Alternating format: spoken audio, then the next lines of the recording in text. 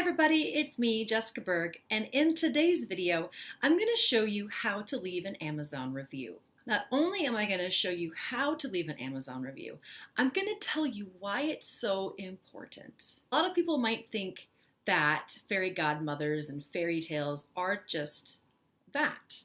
They are tales, they're not true. By supporting an author and leaving a review is one of the bigger ways to do so. You can indeed become an author's fairy godparent. For today's video, we are going to use the best book in the history of books, Pride and Prejudice by my girl, Jane Austen. Okay, so let's say you read her book and you fell in love with Elizabeth Bennet and Mr. Darcy. There is an element to the Amazon review page that a lot of readers miss. It's this section right here. You have follow the author's name. There will usually be a profile picture, and then follow. If we hover over the follow button, we see what it can do for you, the reader. Not only will Amazon get to know you better, because that's not creepy at all, you will get books that are similar to what you have been liking. You will get book recommendations similar to the author you have followed. So when you get those book recommendations, they're more tailored to your wants and your needs, which is actually really cool. And it also helps out the author. There are two ways to get to the comment section. There's a short way, which we will do by clicking on this link right here, or there's a long way. I recommend the long way because this is where you get all those recommended reads, and you can find some pretty cool treasures just by taking the scenic route, okay? So when you get down here, you're gonna see the biography, which is really kind of interesting, especially if you wanna get to know more about the author. And here's another follow button as well, just in case you missed the one at the top. All right, so we scroll down and we finally get to see the reviews. And there is some dum-dum out there. Can I say dum-dum?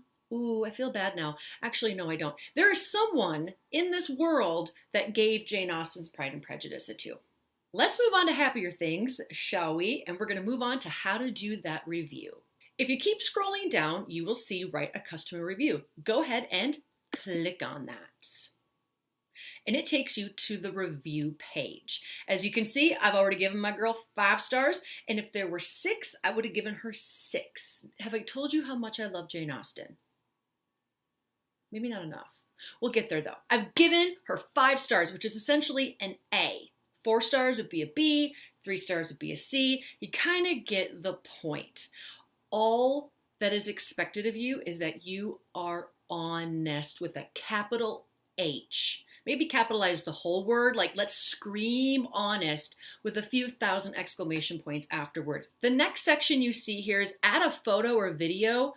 It's not so much helpful in when you're buying books. So let's say you bought a garden gnome and you wanted to show off your garden gnome, or if it came damaged, you're obviously going to want to show proof of your awesome garden gnome. Okay, books, not so much, right? So we're just going to move on down to the add a headline. And that's what it is. It's a headline. You want to draw someone's attention. You want to do more than it was an excellent book. Why was it excellent? What did it do? You couldn't put it down. It made you cry. It made you ignore your children. For me, that doesn't take much, but that might be for another video later. And I've added a headline. It says, ignored my children for Jane Austen, and in really small print, probably like wine and chocolate, and it gets smaller and smaller with, you know, things I probably shouldn't ignore my children for, but I can't be the only one, can I? Okay, I'm curious now. In the comment section, I want you to put when you've ignored your children. I don't want to feel like the worst mom in the world. Help me out here, people. Help me out. Moving on to the write your review section, I did put in a review, as you can see right here. Okay, as you notice, it's short, sweet, simple, and to the point. And I'm going to discuss that in a few seconds. Then when you're all done, you've given the star, you've added your awesome headline, you have your succinct review, just all you have to do is hit submit. Because I'm already signed in under my husband's account, I have a review submitted. As you can see, Amazon does tell you that it might take several days, so you do need to be patient. Back to the review section. If you can remember the acronym KISS, it's keep it short and simple.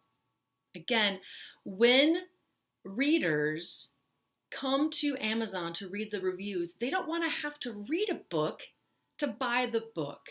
What did you like? What didn't you like? Why? And would you recommend it? We want to grow in our craft. Every book we write, we want it to be a little better than the last. And constructive comments by readers, the very people we write for, is invaluable. So not everything has to be rainbows and unicorns and flowers. It can be, I really like this, but the end felt rushed, or something to that effect. Another thing you need to remember, that if you got the book as an advanced reader's copy, otherwise known as an ARC, it is important that you put, normally in the bottom of your review, a disclaimer that somehow states that you received an ARC in exchange for an honest review. Again, that word, honest. If you happen to know the author personally, this isn't a huge taboo, but you don't want to trumpet your relationship from the top of Amazon's mountains. This is where that honest review comes in. You are forgetting the fact that the author might be your son, your daughter, your cousin. Look at that book like it was written by a complete stranger, and this is going to keep your review unbiased, and it's going to keep it authentic and real, which is what not only we as authors want, but what readers want. I've really enjoyed showing you how to leave an Amazon review, and I hope that you feel empowered, that the next time you read a book that you like and that you want to support that author, take the 3 to 5 minutes. Those 3 to 5 minutes for you really can make an author's dream come true. In fact, there's nothing stopping you from going back and reviewing books that you bought years ago and you really liked. I hope you learned something from today's video. If you did, go ahead and hit that like button, hit that subscribe button, and put in the comments below any other questions that you have. If you're an author, I want to hear from you. If you're a reader, I want to hear from you. I really enjoyed spending time with you guys today. Talk to you later. Bye.